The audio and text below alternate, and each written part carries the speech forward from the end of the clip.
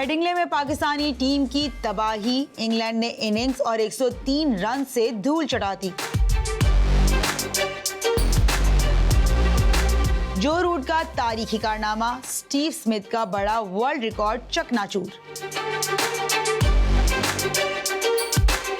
خاموشی کے تالے ٹوٹ گئے، سلمان علی آغا کا بڑا انکشاف اور بابر اعظم کی ٹیم میں واپسی کا پختہ امکان۔ بلے بازی یا مذاق، محمد رضوان کی غیر ذمہ دارانہ بیٹنگ پر کمنٹیٹرز کا کڑا وار۔ پاکستان کا پرچم بلند، مریم محمود نے برطانوی فٹ بال کلب میں تاریخ رقم کر دی۔ پاکستان کے شاہینوں کا کمال، ورلڈ ٹائیکوانڈو کپ میں پومزے کیٹیگری کا ٹائٹل اپنے نام کر لیا۔ روبرٹو کارلوس کا 2 ٹوک اعلان، اسلام قبول کرنے کی خبریں محض افواہ نکلی۔ ورلڈ کپ فائنل کے بعد ہنگامہ آرائی مہنگی پڑ گئی، فیفا کا ارجنٹائن کے کھلاڑیوں پر آہنی ہاتھ۔ السلام علیکم ناظرین، میں ہوں آپ کی میزبان ایلیا بطول۔ کھیلوں کی قومی اور بین الاقوامی خبروں کے ساتھ آپ دیکھ رہے ہیں اسپورٹس راؤنڈ اپ۔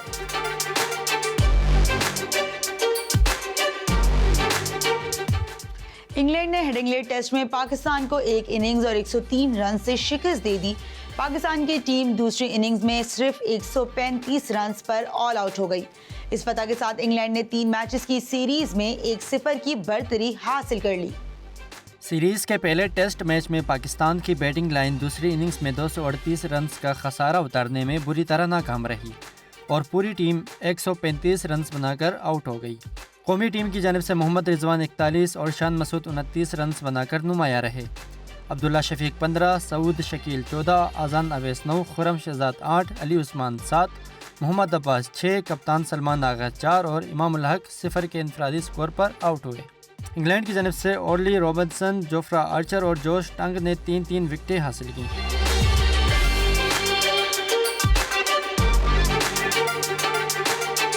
انگلینڈ کے ٹیسٹ کپتان جو روٹ نے پاکستان کے خلاف پہلے ٹیسٹ میں آسٹریلوی سٹار اسٹیو اسمتھ کا ٹیسٹ کرکٹ میں سب سے زیادہ کیچز کا عالمی ریکارڈ توڑ دیا۔ جو روٹ نے پاکستان کے خلاف ٹیسٹ کی دوسری اننگز کے دوران آرچر کی گیند پر اذان اویس کا تیز رفتار کیچ لیگ سلپ پر پکڑ کر اسٹیو اسمتھ کا ریکارڈ توڑ دیا۔ یہ ٹیسٹ کرکٹ میں بطور فیلڈر جو روٹ کا 219واں کیچ تھا، جبکہ اسٹیو اسمتھ نے اپنے ٹیسٹ کیریئر میں 218 کیچز پکڑے ہیں۔ یوں جو روٹ وکٹ کیپر کے علاوہ ٹیسٹ کرکٹ میں سب سے زیادہ کیچز لینے والے فیلڈر بن گئے ہیں۔ دوسری جانب پاکستان کو پہلے ٹیسٹ میں بدترین شکست کا سامنا کرنا پڑا۔ پاکستان کرکٹ ٹیم کے قائم مقام کپتان سلمان علی آغا نے انگلینڈ کے ہاتھوں شکست کے بعد ٹیم کی کارکردگی اور سینئر کھلاڑیوں کی فارم پر مایوسی کا اظہار کیا ہے۔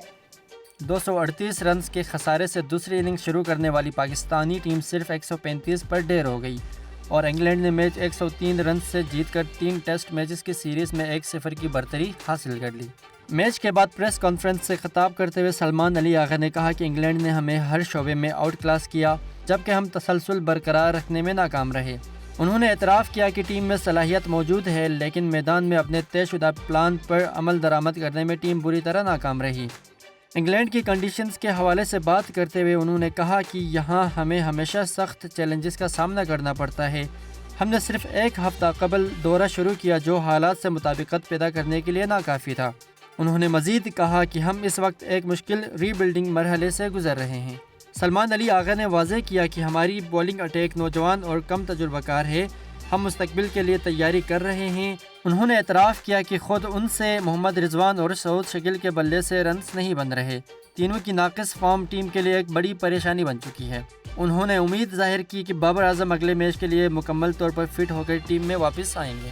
آخر میں انہوں نے اس بات پر زور دیا کہ ہمیں غیر ملکی سرزمین پر ہونے والی سیریز میں اپنی کارکردگی کے معیار کو بہتر بنانا ہوگا، کیونکہ موجودہ صورتحال تسلی بخش نہیں ہے۔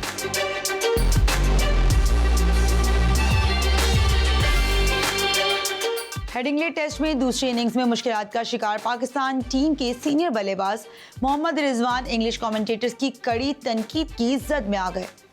دوسری اننگز کے 32ویں اوور میں جب پاکستان کے 111 رنز پر 7 کھلاڑی آؤٹ تھے تو محمد رضوان نے انگلینڈ کے بولر اولی رابنسن کی اوور کی پہلی گیند پر سنگل دوڑ کر سٹرائک ٹیل اینڈر خرم شہزاد کو دے دی۔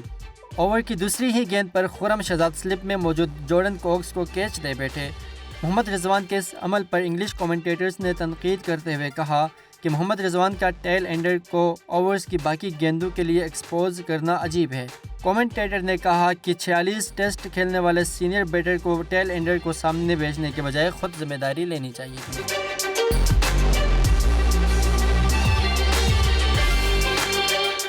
پاکستان وومن فٹ بال ٹیم کی نمایاں کھلاڑی مریم محمود کو برطانوی کلب ریکسیم AFC نے بڑا اعزاز دیتے ہوئے اپنے انٹرنیشنل آنرز بورڈ میں شامل کر لیا ہے۔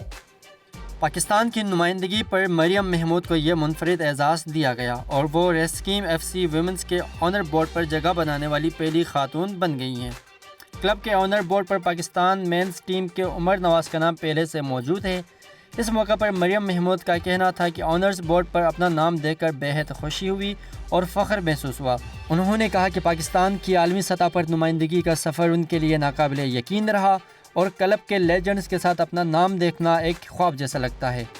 انہوں نے مزید کہا کہ پاکستان کے لیے ڈیبیو کرنا اور شائقین کی بھرپور حمایت حاصل کرنا ایک یادگار تجربہ تھا، جبکہ آئیوری کوسٹ میں 3 میچز کھیلنا بھی ان کے کیریئر کا خاص لمحہ ہے۔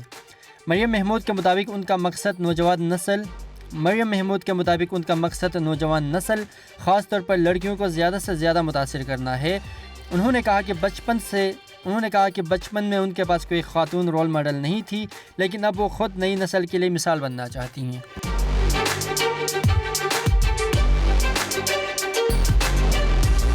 World taekwondo president cup Asia region 2026 مقابلے اختتام پذیر ہو گئے۔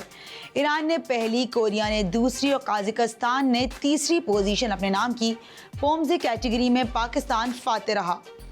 جناح اسپورٹس کمپلیکس لاہور کینٹ میں کھیلی جانے والی فیڈ world taekwondo president cup senior kyorugi کی 16ویں ویٹ کیٹیگریز میں ایران نے 7 گولڈ، 1 سلور اور 8 برونز میڈل کے ساتھ پہلی پوزیشن اپنے نام کی۔ کوریا کے 5 گولڈ، 4 سلورز اور 6 برونز میڈلز کے ساتھ دوسری، جبکہ قازقستان نے 2 گولڈ اور 3 برونز میڈلز کے ساتھ تیسری پوزیشن حاصل کی۔ پومزے کیٹیگری میں پاکستان نے 3 گولڈ، 3 سلور اور 9 برونز میڈلز کے ساتھ پہلی پوزیشن اپنے نام کی۔ کوریا نے 3 گولڈ اور 1 سلور کے ساتھ دوسری، جبکہ ایران نے 1 گولڈ، 3 سلور اور 3 برونز میڈلز کے ساتھ تیسری پوزیشن حاصل کی۔ افغانستان چوتھے، مصر 5ویں، جبکہ سری لنکا 6ٹھی پوزیشن حاصل کرنے میں کامیاب رہا۔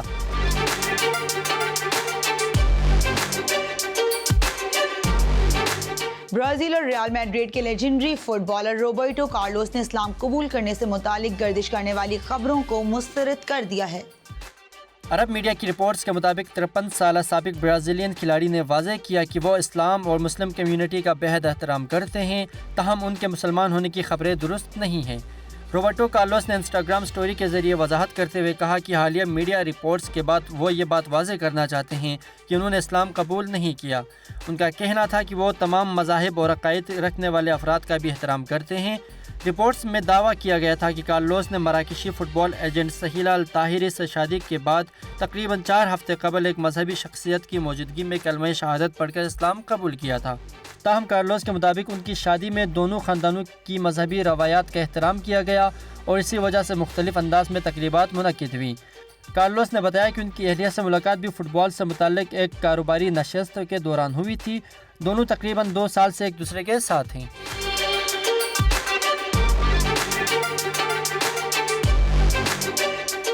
فیفا نے ورلڈ کپ 2026 کے فائنل کے بعد پیش آنے والی جھڑپوں پر سخت ایکشن لیتے ہوئے ارجنٹائن کے مڈ فیلڈر لیاندرو پیریدیس پر 10 میچز کی پابندی اور $90,000 امریکی جرمانہ عائد کر دیا۔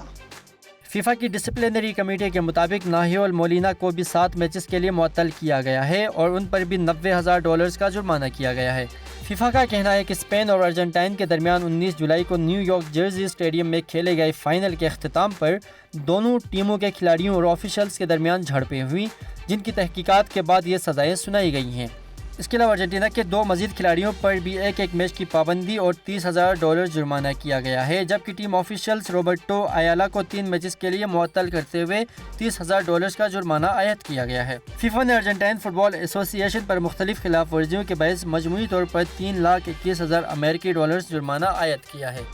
ادارے کے مطابق AFA کو غیر سپورٹس مین رویے، ٹیم کی بدسلوکی، شائقین کی جانب سے امتیازی نعروں اور سیکیورٹی قواعد کی خلاف ورزی کا ذمہ دار ٹھہرایا گیا ہے۔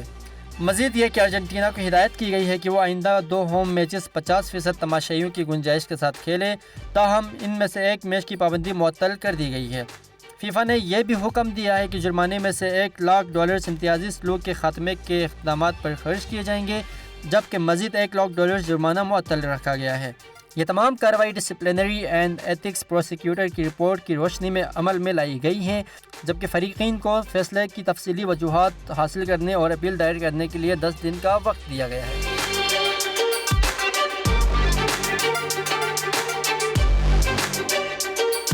کھیلوں کی دنیا سے فی الوقت اتنا ہی۔ اگلے بلیٹن تک کے لیے اپنی میزبان کو دیجیے اجازت۔ اللہ حافظ۔